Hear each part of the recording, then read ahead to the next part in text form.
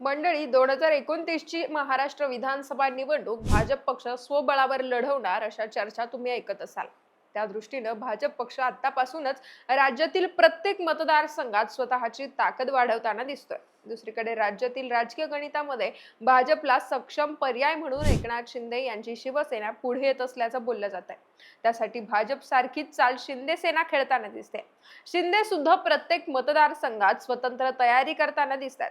याचाच भाग म्हणून पंढरपुरात भगीरथ भालके आणि माजी मंत्री तानाजी सावंत यांचे पुतणे अनिल सावंत या दोन मोठ्या नेत्यांना शिंदेंनी पक्षात प्रवेश दिलाय. सोलापूर जिल्ह्यात पालकमंत्री जयकुमार गोरेंना भिडण्यासाठी शिंदे एक एक पाऊल पुढे टाकतायत. विधानसभेसाठीचं त्यांचं हे बेरजेचं राजकारण कितपत फायदेशीर ठरेल हे येणारा काळच सांगेल. पण पंढरपुरात मात्र आतापासूनच राजकीय चुरस निर्माण झाली आहे. पक्ष प्रवेशाच्या निमित्तानं रविवारी पंढरपूर येथे झालेल्या शिवसेनेच्या मेळाव्यात भगीरथ भालके तसंच शहाजी बापू पाटलांनी केलेली जोरदार भाषणं चांगलीच व्हायरल आहेत. पण दुसऱ्या बाजूला भालके यांच्या सततच्या पक्षांतरामुळे देखील मोठी चर्चा रंगली आहे. BRS, राष्ट्रवादी शरद पवार गट, काँग्रेस नंतर आता त्यांनी शिंदे गटात प्रवेश केलाय. भालके यांची निष्ठा नेमकी कुणाकडे असा प्रश्न विरोधकांकडून विचारला जातोय. पण पंढरपुरात शिंदेंनी भाजपला कसा डाव टाकलाय? रविवारी शिंदे गटाच्या मेळाव्यात नेमकं काय घडलं? पंढरपूर मंगळवेढा मतदारसंघातील बदललेली राजकीय समीकरणं कशी असतील अशा प्रश्नांची उत्तरं या व्हिडिओतून जाणून घेणार आहोत. मंडळी, पंढरपूरच्या स्थानिक राजकारणात परिचारक आणि भालके ही दोन घराणी गेल्या 3-4 दशकांपासून प्रमुख मानली जातात. सुधाकर पंत परिचारक हे 1985 ते 2004 या काळात सलग 5 वेळा आमदार होते. पण 2009च्या निवडणुकीत राष्ट्रवादी काँग्रेसनं विजयसिंग मोहिते पाटलांना उमेदवारी दिली आणि स्वाभिमानी पक्षाच्या भारत नाना भालके यांनी त्यांचा पराभव केला. पुढे 2014 मध्ये काँग्रेसच्या तिकिटावर तर 2019 मध्ये राष्ट्रवादी काँग्रेसकडून भारत नानाच आमदार झाले. दरम्यान कोरोना महामारीच्या काळात सुधाकर पंत परिचारक आणि भारत नाना भालके या दोघांचंही निधन झालं. 2021 मध्ये इथली पोटनिवडणूक पार पडली. पण या निवडणुकीत भालके यांचे चिरंजीव भगीरथ भालके यांना 4000 मतांनी धक्कादायक पराभव सहन करावा लागला. घड्याळाला मात देत भाजपनं पहिल्यांदाच इथं आपलं कमळ फुलवलं. समाधान औताडे यांनी या पोटनिवडणुकीत बाजी मारली होती. तर 2024च्या सार्वत्रिक निवडणुकीत भाजपनेच पुन्हा मैदान मारलं. औताडे यांनी काँग्रेसच्या तिकिटावर निवडणूक लढवणाऱ्या भगीरथ भालके यांचा 8430 मतांनी पराभव केला होता. आणि यासाठी कारणीभूत ठरली होती शरद पवार गटाच्या अनिल सावंत यांनी घेतलेली मतं. त्यांना 10,217 मतं मिळाली होती. मंडळी, आता मात्र पंढरपुरातील राजकीय समीकरणं बदलली असून भालके आणि सावंत हे दोन्ही गट एकत्र आलेत. तशी तर या एकत्रीकरणाची सुरुवात स्थानिक स्वराज्य संस्थांच्या निवडणुकीपासूनच झाली होती. पंढरपूर नगरपालिकेत भालके यांच्या पत्नी डॉक्टर प्रणिता भालके या नगराध्यक्ष पदाच्या निवडणुकीत विजयी झाल्या होत्या. त्यासाठी भालकेंनी भाजपच्या विरोधात काँग्रेस, राष्ट्रवादी, मनसे आणि शिंदे सेना अशा सर्व पक्षांना एकत्रित करत तीर्थक्षेत्र विकास आघाडीची स्थापना केली होती. पालकमंत्री जयकुमार गोरे, आमदार समाधान औताडे यांनी तगडी फिल्डिंग लावूनही या ठिकाणी भाजपचा नगराध्यक्ष जिंकून आला नाही. याच नगरपालिका निवडणूक प्रचारादरम्यान जयकुमार गोरे यांनी मतदारांना आवाहन केलं होतं की जरी भालके निवडून आले तरी निधी कुठून आणणार, कुणाकडे जाणार, कुणाला मागणार, त्यांना माझ्याकडेच यावं लागेल.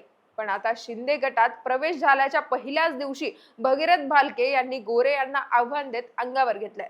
पक्षप्रवेशाच्या मेळाव्यात एकनाथ शिंदेंकडे हात करत भालके म्हणाले की निधी देणारा माणूस इथे स्टेजवर बसलाय, येऊन बघ. तसं 2029 सालचा पंढरपूरचा आमदार शिंदेच्या विचारांचाच होईल अशी घोषणाही भालके यांनी केली. त्यामुळे जयकुमार गोरे विरुद्ध भालके हा संघर्ष आता आणखी तीव्र होणार असल्याचं दिसतंय. मंडळी, रविवारी 12 एप्रिलला पंढरपूर येथे शिवसेना पक्षाच्या वतीनं आयोजित करण्यात आलेल्या भव्य मेळाव्यात भगीरथ भालके यांच्यासह त्यांच्या पत्नी आणि पंढरपूरच्या नगराध्यक्षा डॉक्टर प्रणिता भालके तसंच माजी मंत्री तानाजी सावंत यांचे पुतणे अनिल सावंत यांच्यासह शेकडो पदाधिकाऱ्यांनी भगवा झेंडा हाती घेतला. यावेळी बोलताना एकनाथ शिंदे आपल्या भाषणात म्हणाले की जशी भगीरथनं गंगा पृथ्वीवर आणली तसं भगीरथ भालके हे पंढरपुरात विकासाची गंगा आणतील. त्यांच्या प्रवेशामुळे पंढरपूर, मंगळवेढा आणि माढा परिसरात शिवसेनेची ताकद वाढणार आहे. तर अनिल सावंत आणि तानाजी सावंत यांचा उल्लेख करत काका पुतण्याचं राजकारण महाराष्ट्रानं पाहिलं. पण हे दोघे आता शिवसेनेत एक दिलानं काम करतील असा विश्वास शिंदेंनी व्यक्त केला.